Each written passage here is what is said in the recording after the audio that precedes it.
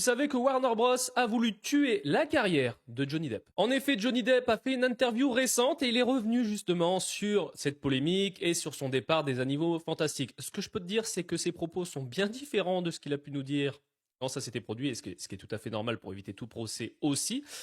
À savoir qu'à l'époque, Johnny Depp était prévu pour une trilogie sur les Animaux Fantastiques. Sauf que, comme tu le sais, pour le troisième opus, il a été remplacé par Mads Mikkelsen, et en plus, le troisième opus a fait un bid total, et ce qui est tout à fait compréhensible.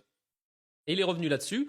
En gros, Warner lui a demandé clairement de partir, et lui, il l'a un peu pris en mode dégage, prends ta retraite. Et voilà un peu sa réaction. C'est assez cru. Il y a un mot que je te dirai pas pour ne pas être censuré.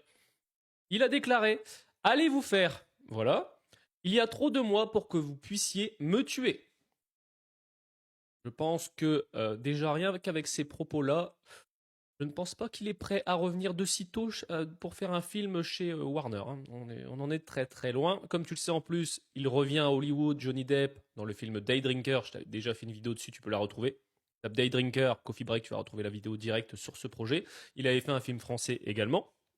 Et clairement, Johnny Depp nous manque. Moi je te le dis clairement, Johnny Depp, au cinéma, me manque.